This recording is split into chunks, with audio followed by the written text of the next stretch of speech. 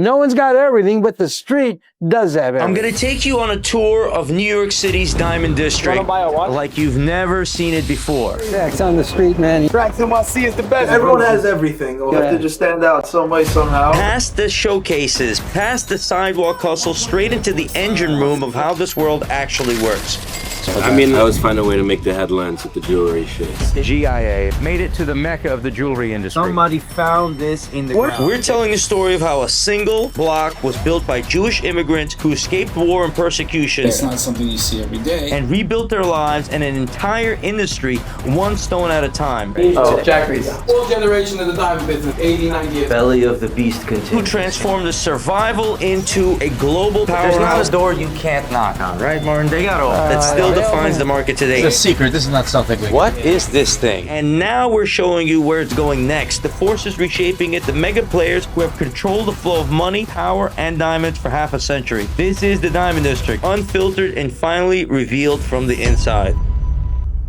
11 in the morning in the Diamond District. We're gonna go on a serious Diamond District adventure with someone who's been in business for over 50 years. Set the price of every diamond for the past half century. The belly of the beast. He's shooting me, I'm shooting him, and when we draw, we just kill him. This is Martin Rapaport. He's single-handedly responsible for the prices of diamonds around in the world. 1978, published the first diamond price list with Rapnet. It's the world's largest online diamond trading network with access to 1.6 million diamonds worth over $7 billion. He's co-founder of the Kimberly process, locking complex. He didn't just enter the diamond business, he transformed it entirely. A diamond legend. Someone who's been pricing every diamond that's been purchased for the past 50 years. Someone who has extraordinary authority amongst the Jewish people and amongst everybody in the diamond world, from the miners to the cutters to everybody else. An eccentric man, you know, that's not scared of anything, but stands up for what he really believes in. And he's taking me on a tour, and he likes to wake up early. We're still doing the Diamond District tour. I got one important client that's in fashion, big guy in fashion.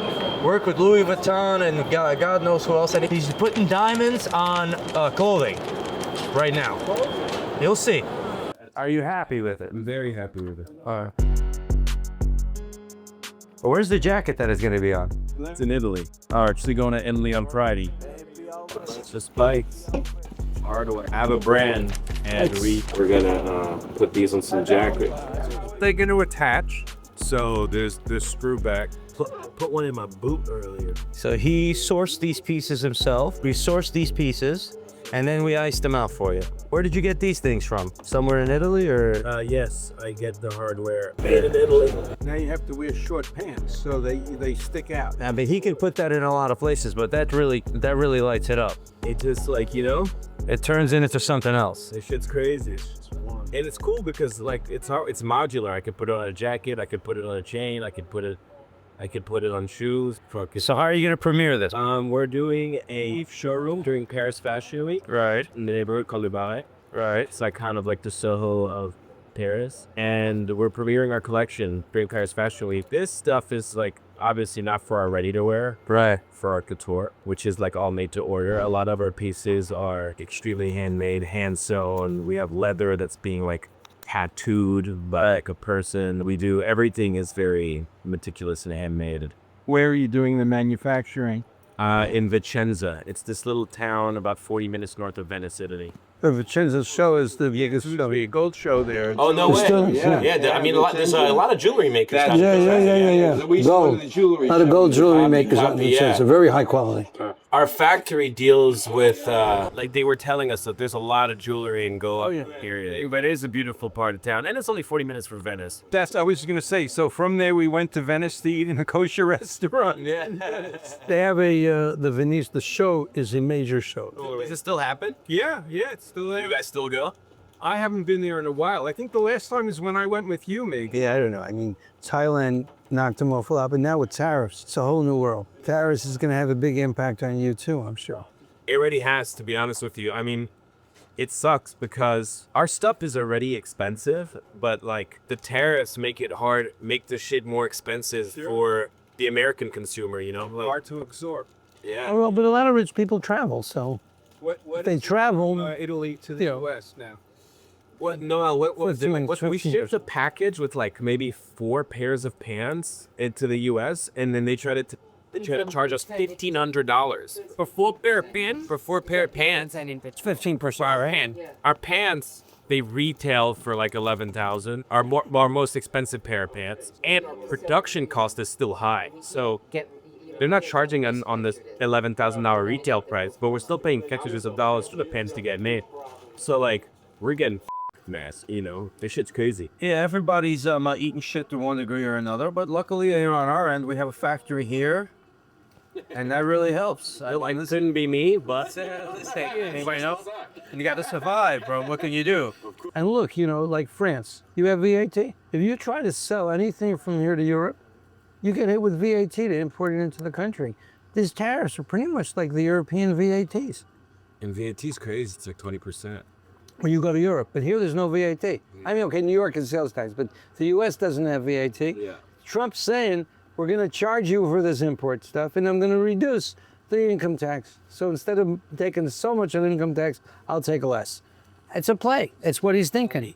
Well, let's see how it actually works now. The setting is perfect. Like every row of them, like I was telling him, like the natural work on, like it looks beautiful. So everything worked out great. Now you just have to premiere this, and it's going to be one of the first diamond pieces of apparel I've ever seen. Yeah, it's going to be fire. Obviously, I'll send you updates when I get to Italy. We're going to try it out on a few different items, and right, and we'll try to make it pop. I mean, whenever I like with jewelry, it's somehow, you know, I always find a way to make the headlines with the jewelry shades. Yeah. No, they want you in the jewelry industry some way, somehow. So, you know, right now, we're always here to support you, man. They appreciate you, bro. Appreciate it. All right, pleasure. I want to go to the secret place. Right. Secret place, everybody. But you got to look for the barber hole. The barber thing. Ziggy found this place? No, yeah, Ziggy found it. How long you been creeping around 47th Street, Ziggy? 49 years. 49 years. How many years you been on the street? 21. All right, and I've been on I'm not far 50 with Ziggy, so yeah, you've been 100 and something years here. I mean, listen, this is one of the busiest streets in New York City, to be honest. This is where my first office was, 30 West. This is where I was, 5th floor. It was a quarter of an office. It was a desk that was so small. What was the rent? $100 a month. That's how we started, man. The first thing was meeting up with Martin. He's vlogging on his phone. I turned that shit off. He was like, whose phone are you turning off? He looked at me. I'm like, oh, I'm sorry, bro. I don't know how much content he has and with who since the 70s, I think. Taking us to a spot, a little dive in for shakshuka in the Diamond District. What's that? What's that? What's that? It's the barber shop. You see the barber thing, man? Now, if you don't know the barber thing, you're never going to get there, guys. Find some coins, right? Right. And ho. The guy digs your shoes, okay? You got this man knows about it. He's been on the block. Oh, yeah, he's been here for a while. I do. All right. And then, whoa, this is inside. Sure. And here's the barber. Yes, sir. He's having his shakshuka, okay? And this is where people hang out, like the secret place. Here's everybody hanging out. I want to try one, man. You want to try shakshuka, dudes? Hey, how are you? Nice, you look at it in a burrito. Whatever you recommend, man. I recommend it in a cheese burrito or some sugar. Whatever you say. There he goes. 3? All right, I'll take all 3. Whatever. Someone's gonna have it. Who wants a shakshuka? I got 3 of them. Busy. Let me show you this over here. Yeah, well, listen, I could. And then we'll go eat something. Hang on. But first, let's go over here. Yeah, we gotta sit down somewhere. Yeah, man takes me to go get shakshuka, and then he's like, nah, it's a secret. Well, wait. I want to try the shakshuka. Oh, so why don't we go to your office? No, let's go to my office or the park on 46th Street? No, let's go to the office. Let's go to your office, because we can't do the street. And here is the Trax domain. We pull over here. We're gonna have to team. So you know, take this, share it. You have one to share. This big secret shakshuka that Martin saw. I think we built it up too much. You built it up too much. Is that what happened? Yeah. Actually, it's gonna taste like garbage. Gotcha. I need a knife. No, it's nice. It's good. It's a great breakfast. You know, it is what it is. It's the president once said. It is what it is. The shakshuka is great. It's all right. So what makes 47th Street the street? What drives all this? Well, obviously, it's a concentration of 3 important things. First of all, product. There's more product in 47th Street than anywhere else in the United States. 2, money. If I show you something here that's below the market price by 5-10%, someone's going to gobble it up like a fish. And third of all, expertise. They know how to take those gems and take those metals and then make something out of it. So 47th Street has all those abilities. In the early decades of the 20th century, New York City's diamond trade was little more than a scattered collection of cutters, brokers, and small-time dealers spread across Manhattan. As Jewish refugees fled Nazi-occupied Europe, many carried with them the most portable form of wealth they owned, diamonds. Stones that were sewn into jackets, hidden in luggage, or tucked away in the seams of their clothing. But even more valuable than the gems were the skills that they brought. Generations of cutting, dealing, and craftsmanship perfected in Antwerp and Amsterdam. When these refugees first arrived in New York, they didn't immediately settle on 47th Street. In the 1920s and 30s, many worked out of Canal Street. But as more refugees arrived after the war, space tightened, rents climbed, and the need for a centralized, safer, and more professional hub became impossible to ignore. The newly built office towers around 47th Street had small, affordable spaces, perfect for cutters, setters, and dealers who traveled light. The block became a chain reaction of craft and commerce. Word spread, if you want diamonds in New York, you go to 47th Street. No one's got everything, but the street does have everything. Imagine, 1970 or not even like in the 1960s, 50s, and you need a diamond. You don't even know anything. You can't look anything up on the internet. You have to go to the New York Public Library. No library. Connections. Everybody had an uncle who had a cousin, many of whom were Jewish, refugees after the war. Right. Certainly in the 1950s, the community of the Jewish people came and built 47th Street. This used to be on Canal Street. The origins of the diamond industry in New York was on Canal Street in the 1930s and 40s. Wow. I actually started by selling in Canal Street. I So took did this I. from 47th Street, went down to Canal Street shops and sold in the booths over there. Yeah. One thing One led thing to led to another. the other and just being opportunistic. Yeah, that's the way it goes. I think we have a first stop. What's our first stop? The real Diamond District was really viewed by Jack Reese. Belly of the beast continues. Here's where we're gonna cut the stones.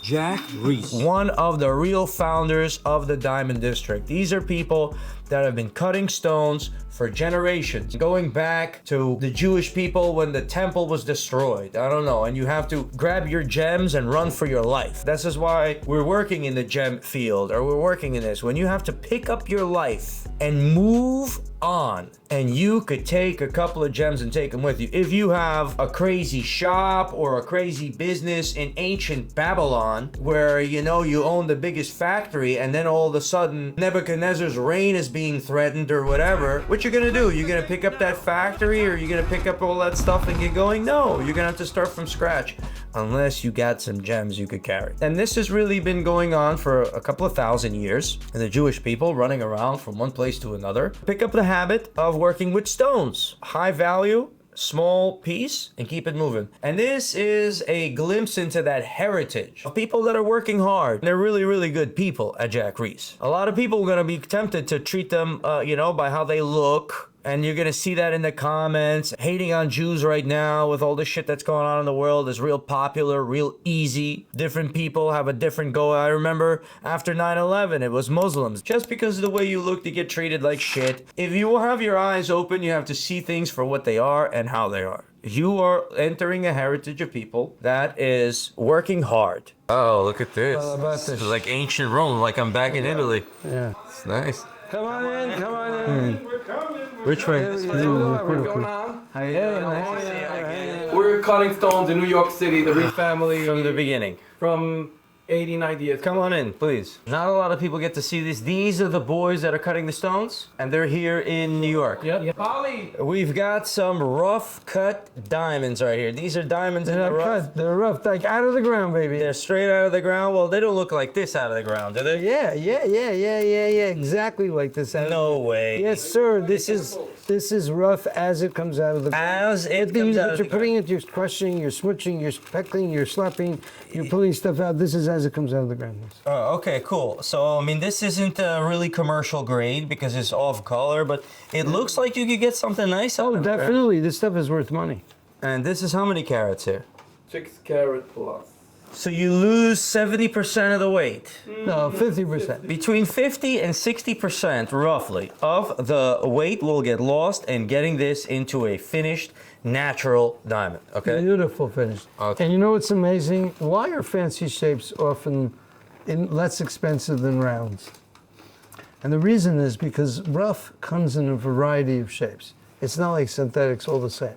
Right. And therefore, when you know how to optimize the shape of a rough for a certain fancy shaped product, you're going to get a better yield. So you have to know how to look at the shape of the rough to decide the shape of the polished. Now you can take a look at what it looks like when the syringe tells you how to cut the diamond, the polished in the rough on the syringe here. I'm gonna take this rough cut diamond and I'm gonna put it on this machine right here. All right, we're gonna close it. That's set. It's set good. The stone is right here. We're gonna close it. And not only are they looking at the rough diamond's outside characteristics, but the syringe machine is also looking for imperfections in the diamond. Right. And then saying, well, if you cut it this way, you can get a round stone. That way, you can get an elongated stone. Another way, you can get something else. And it gives you all the options of what polished diamonds can be the result of this rough diamond. So now the stone is scanned, okay, the rough cut. Now let's go to the next part of the thing you were just looking at. And this is the stone that could be inside if you cut it. It's the cut planner. That's the whole trick of the business, planning and getting the most out of the money.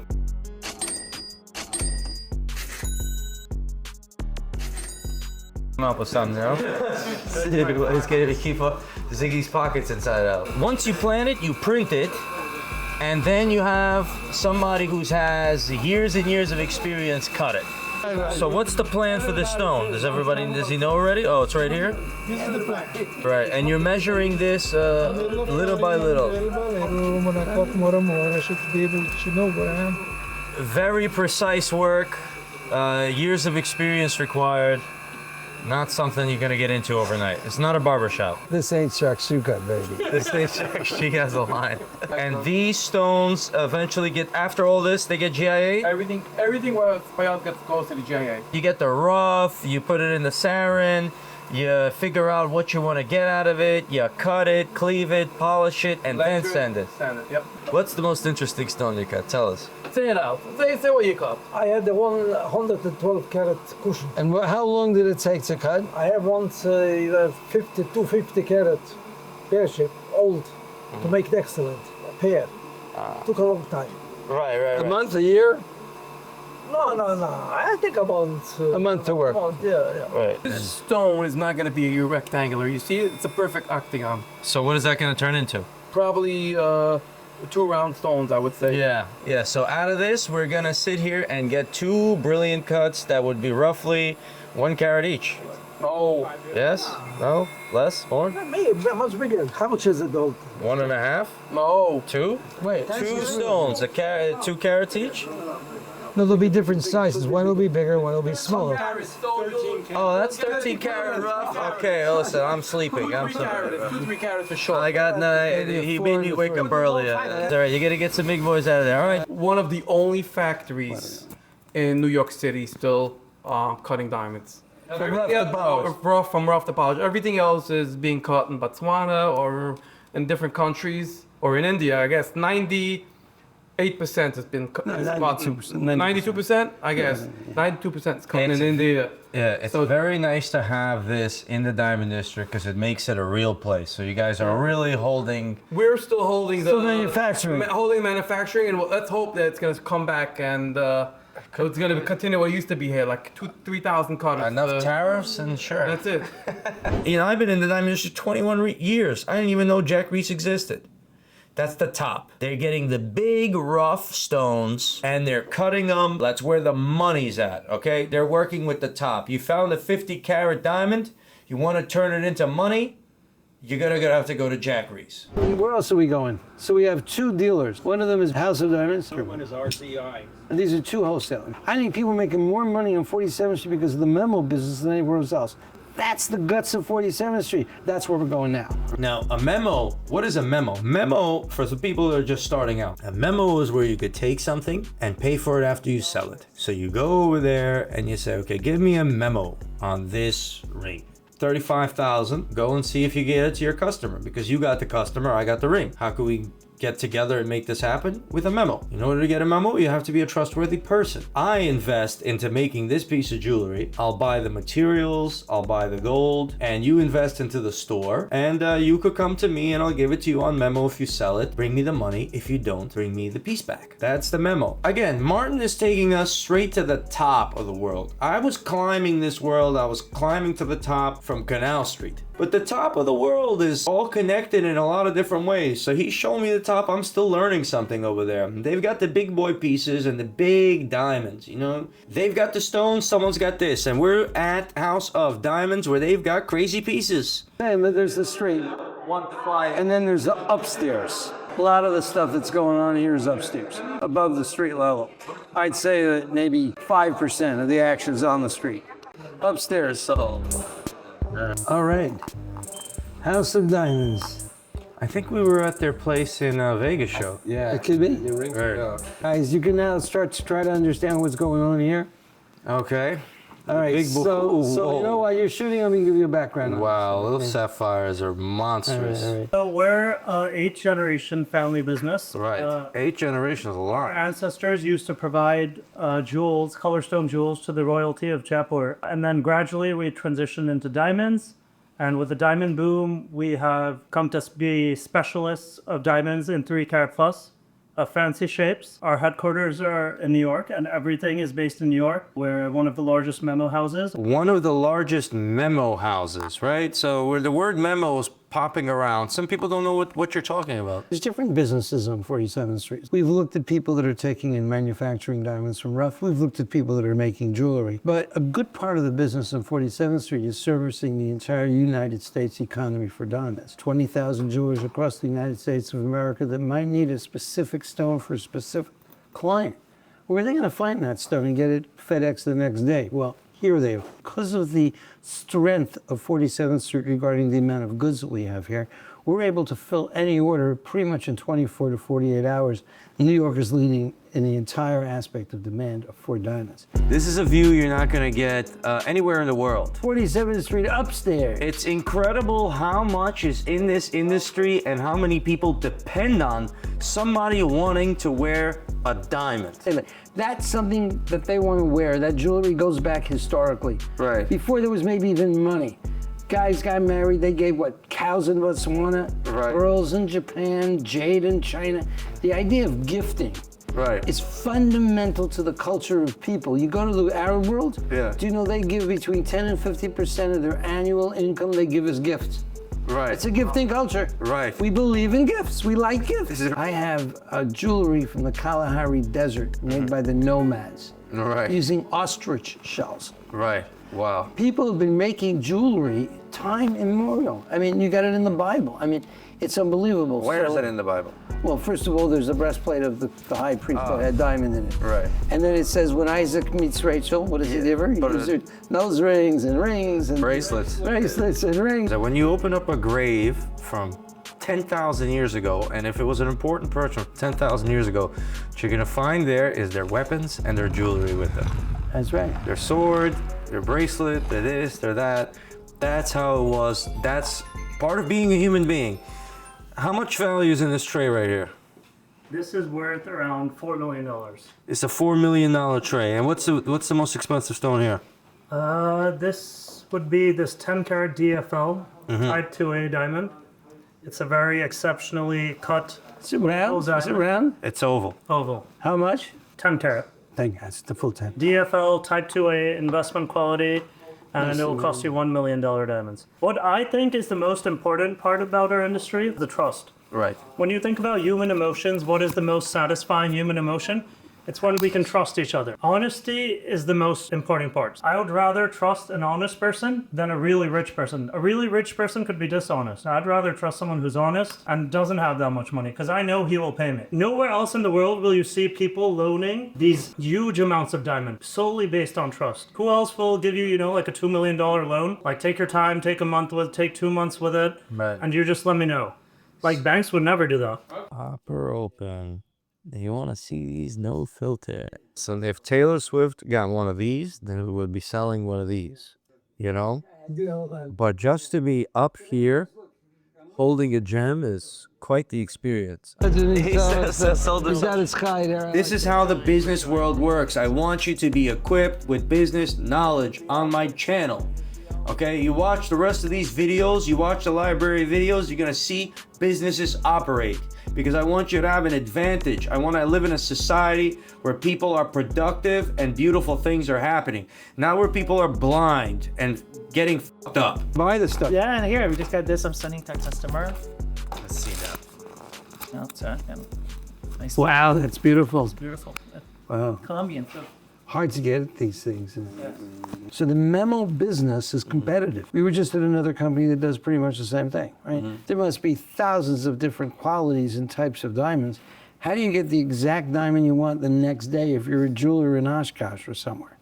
Well, you got these Memo houses like the place that we're at right now. These people keep an inventory of tens of millions of dollars of diamonds. And the whole purpose is that when the jeweler calls, he gets to them the next day. Right. Martin says, and he rarely says it, when he says something, it means something. The man says that this gentleman right here has an important story. Okay, so how long have you been in the business, sir? Since I was 18, sorry. Me too. Really? Okay, yeah. Yeah, I showed up here in 2004. You showed up around here and... Oh, I started the business in 86. That's the year I was born. I had to... It's all right. What's unique? I mean, what did you do? How did you get your foot through the door? It all started with my father passing, unfortunately, at the age of 46. Right. I was 18. I just graduated. He worked full-time in Xerox, and he always had some side things. And one of the side things was selling gold jewelry for the last year that he was alive. So when he passed, I had to take over, unfortunately, obviously take care of the household. And my sister was 12. And I started selling the gold just to friends and family. And then eventually, I ended up having 21 people selling for me at Xerox, Kodak, and Delco, which is all the factories in our city, right. Rochester. So I had 21 people selling about $1,000 a month. And eventually, I went and got some beauty shops. I had 13 beauty shops selling $1,500 a month, and I was selling about $5,000 a month. Then I went to jewelers. Right. Sold the gold, couldn't sell it to them. That was too expensive. Found somebody that was cheaper, partnered with the guy. This is the short version, Martin. What made you successful? Just tell us the secret. I mean, you fought this business. I'm sure you went through hardships. People stole, people people ran off, people lied, people thought they were better than you and they do it themselves. For sure, 100%. Yeah. But they all ate dirt in the end. In the end, I think my success is a few things. First of all, I came from the outside. Everybody, the business is predominantly dominated in the wholesale end of things by Jews, right, and by Indians. I'm an outsider. I came in. You're Italian? I'm Sicilian. Sicilian? Excuse me, Sicilian. But in the end, by coming from the outside and living in Rochester, which is also an advantage in some cases, I saw the industry being very archaic. Back then, everybody was writing things on paper for their memos, their invoices. I came in with computers. I used FedEx when everybody else was being cheap and using registered mail. So I was doing everything overnight. Everybody else was still doing the reg mail. And I also came up with our original lifetime trade-up policy, which is the only one in the industry that sticks to it, by the way. We started that in 2000. So any diamond that anybody buys from us, they can trade it in and get full value. Right. They trade it in and it's not damaged. So you use reason, logic, and business tactics I looked at other to pry it open. Like Walmart and local businesses, and I saw the stuff that they were using, and I'd say, why don't we apply that in our industry? And you schmeiced the competition. Yeah, I did pretty well, I think. Everyone always said it was impossible to do out of Rochester, which, no, listen, New York City is where everybody is, right? If you're going to start a business, it's easier to start it here in diamonds as opposed to where I was. Nobody was into diamonds. So everybody that worked for me, obviously I had to train from scratch because nobody knew the diamond business. So it was a tough haul, but yeah, I think it was also a little easier because they didn't have the bad habits of what the industry had, if that makes sense. Like here, everybody goes in an elevator and they all share their misery. It's like they all complain about business constantly. But I always tell you guys, don't listen to it. In Rochester, I can control the atmosphere. I can control everything because we're the only ones there. Used to be all buildings. This is the famous hole of my first office was right over here on 46th Street. So my first office was, I think, $450 a month or $650 a month, right over here. And I remember thinking, you know, am I gonna make that $650 rent? There's a lot of filler in here. I think so. So he wants to show that he's got a lot of watches. That's his game. Yeah, everybody's got a game. Everybody's got a game. And then you have retailers, right? You know, my store, Moses' store, or whatever. People in the street level. How you doing? How you doing? How you doing? How you doing? Moses is in, or there he is. He said 21st century style of business. You know what I'm saying? With the streaming, and he's got a great operation. And the marketing is great. Watches, the Rolexes are like Jiffy Pop popcorn. Yeah. What is this, bro? Platinum. Wow, let's take Really? a look at the work. That looks a little sparkly. It's insane. Right. How much you get this for? So the client originally paid 175,000. I'm asking 90,000 for it now. Yes. Half off. This is so beautiful, Pete. What is it? Is it a Rolex? It would land up. Presidential. Then it's all encrusted, top quality. Yeah, that's right. He buys it for one price, sells it for another. He does it over and over again. To the point that the money is coming in. So what makes the business? Is it the social media presence that makes the business, or the fact that you got all these great goods? The social media most. Oh yeah, Everyone has everything over here. You know what I mean? They just stand out some way somehow. Max is the legend in it, and he paved the way for all of us. Without Max, there's no Diamond District away. Everybody contributes something. Exactly. Yeah, but this is a different Diamond District. People don't understand. And we're exporting It's a Jewish future. culture Jewish culture to the world. This This is later. Yeah, look at this. Wow. Did you finish this yourself? You made this? No, I bought this from someone that made this. He knows how to buy. He knows. So he makes some money on the buy. That's where you make the money. So I heard that was one of the biggest lessons I learned in this game. I didn't buy anything for the first 3-4 years I was in the industry, and then I had a wholesaler. His name is Gilly, and he told me, he said, always remember, you make money when you buy. And ever since then, he changed my life. If you know value, and you know, but you also have to be able to sell it. Okay. My philosophy is buying $1 for 50 or 60 cents. That's right. And then I sell it for 90 cents. So everyone's happy. Except me. But how about the regular stuff? How about like a 5-carat D flawless? Is that something you can flip or you can do? We just sold it yesterday. What did we sell? We sold a 501 fancy yellow VVS2 heart-shaped natural. It was a fancy yellow. And that's someone came to you and asked for it? Or you just had it? No, we had it. We showed it to our client. We showed it to our client. So the business brings business. Inventory brings business. But again, I sold it for under... Cheap. Exactly. This is what I do. Just sell a little low. Exactly. Can't go wrong with that. They say, Moses, they see what you buy it for, though. How can you sell it to them for such a profit? And then I tell them this. I say, if you were to find $100 on the street, would you sell it to me for $50 or no? You wouldn't, right? Because the value's in the value. Right, right. You sell it for $95 and everyone comes out happy. Yeah, yeah. You know, you get 100 for $95 and everyone leaves happy. Yeah, that's good. He's getting 100 for $60. Exactly. Yes. It doesn't matter what You sell it for 90. Right? All right, well, listen. It's good to see him here. Good to see the real street. This is a real street, baby. This is the street. It's Trax on the street. You got this. Wow. So you got Trax on the street, man. He hangs out here.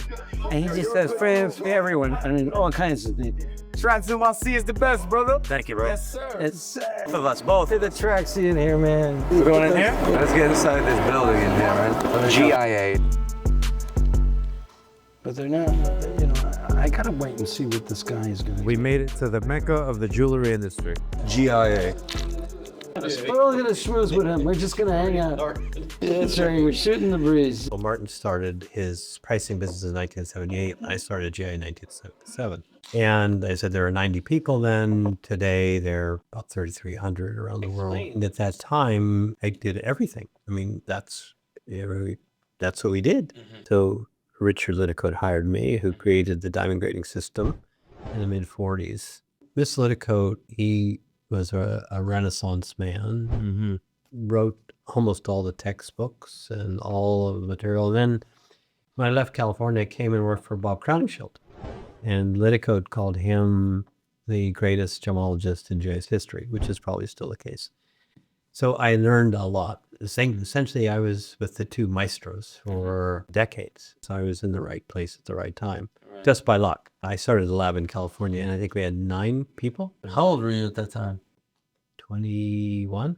Wow. We used to rotate on a weekly basis that I would do the intake. If anyone came, I would take in their stone and give them a receipt, etc. Ultimately, also likely graded it. And one phase. But part of my responsibility in doing that too, I had to return the stone, but I had to laminate the reports, and cut the plastic off, and then give it back. And That was back in those days. and then take the check. Any special gems over your career? You're at the top of the gemology world here. People ask me that question all the time, and I'll answer it. But in a way, I don't like to answer it because I'm hoping tomorrow will surpass what I saw. Right. So I never like to miss a day of work because I'm afraid I could miss that gem, huh? Yeah, but to answer your question, from an experience standpoint, this Hope Diamond, everybody know. Yeah, sure. And I hope for it every day. The Hope Diamond, ripped from an ancient Indian idol centuries ago, this cursed 45.52 carat deep blue monster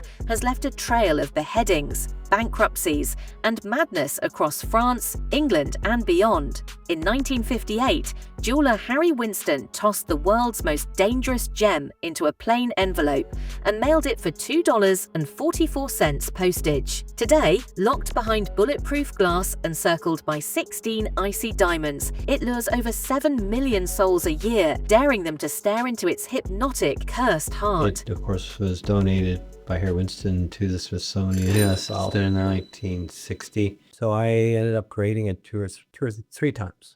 You graded the Hope Diamond? Yeah, so it was taken out. It was taken out. Now I know why you wear the blue suit. Yeah, that's my color. Evelyn Walsh McLean was the previous owner, and I don't remember which Cartier brothers sold it to her. By then, it already had a reputation of having bad luck. Yeah, I heard about that. And I'm not worried about it. And I think she had a child that died. That you can read the history. Stop for a moment. I'm grading. I'm thinking all these things, and I'm thinking, mind if I have bad luck? And there was another famous diamond, Wittelsbach. Wittelsbach. It's not the Wittelsbach. What is that? It's amazing blue. You can look that up. Another blue. Yeah, 30 carats. 30. The world wanted to know. A lot of people wanted to know: is it part of the Hope Diamond? It had a similar appearance. Right. Both had this red phosphorescence like this that we're at here. When you excited it with shortwave ultraviolet, it glowed like a Christmas red bulb. Wow. You turn the light off, it would sit there for a few minutes with this red glow. Wow. Super cool. Wow. The genius of the GIA is this three-way kind of situation that we see here. It's this trilogy, or this trinity, although I'm not sadly Christian, right, of energy here at GIA. Because one thing they do is they say, okay, we're going to teach you gemology. We're going to tell you what is a D or an E or an F, and we're going to give you all these courses. But courses without grading is useless. So what happens is not only do they teach you about a diamond, and then they take the physical diamond and they give you a report. And then you throw in the technology, the research division. Because how can you know if a diamond is synthetic? How can you know if a diamond is a D? How can you know if a diamond is treated? And so what the GIA is essentially doing is they're tying together the idea of education, grading, and research. And when you put those three things together, they all feed off of each other and create a synergistic, symbiotic relationship. And that's, I think, one of the main secrets of GIA. Since 1978, this group of people, Martin and GIA, have been transforming this diamond business to what it is today, which is pretty incredible. It's a privilege to see and privilege to participate in. Yeah. See, you're all gonna watch that here? Sticky feet, got the sticky, you're gonna shoot the stickies? You get that dust off your shoes. I should give them at the crib when friends come over. What is this thing? So what I'm going to tell you happens in 1.8 seconds. So you get an accurate diameter. We determine that it's natural. We refer or identify synthetic diamonds, color grade. All of that takes 1.8 seconds. So this does it all. This is a complicated machine. Yeah. Specialized for this industry. I mean, how many of these machines are out there? They're all ours, our design. We have about 10. Oh, okay. So you had engineers make this for you? Our team engineers. Yeah. Wow. So you had to. But this is a secret. This is not something we can show. No. So not this for sure. The finest equipment and the finest things. How many diamonds you guys grade a day in here? More than 20,000. Can produce that many. 20,000 globally. GIA grades, gems per day. That's a lot of gems, man. Produce that many. Oh, you could. They don't necessarily. Right. This is the GIA headquarters here in New York City in the GIA building. You know, the founding fathers of the jewelry, that gem industry. So there's not a lot we could show in the GIA building, but even what we've done so far is pretty awesome. What is this? Somebody gifted it to GIA? Yes. This is actually a nice carving. This is amazing. Oh, yeah. This is amazing. This is like a museum piece. This is like something you'd see at the man. How much is the value of something like this? So the year is 1950 something, 1952. And who are these individuals? Robert Shield, Bert Crashers, and Eunice Smiles. So they were, you know, They were the GIA? They were the GIA at that time. So this is protesting. Remember I told you we were doing protesting? Right. That's the beginning. Yeah, this is a U.S. Army field unit they used to drop out of planes in World War II. They reconverted it to test drills. Wow. And here, this is actually a little older. This is actually Richard Zitica and Crowdenfield. The two of them opened the lab in '49. He kept the seriousness of the business, right? Because GIA is just so serious, no nonsense, clean, immaculate, looking at the gems, nothing. Not like us in the 64 West. All right? It's like we're cartoon characters to these people. It's amazing heritage, sir. Amazing heritage. Thank you for the tour. It's incredible. Very much. So we took the Diamond District journey from the rough to the finished good. What an incredible journey it is. We've seen rough, we've seen vendors, we've seen setters, we've seen it all. Time to go. Time to go. And that's why it makes 47th Street, these showcases. Okay, here's a window for rent. These things can sell for like $5,000 a month just for a little window. Yeah. You know, it's your chance to join. I don't know, man. I'm at the watches.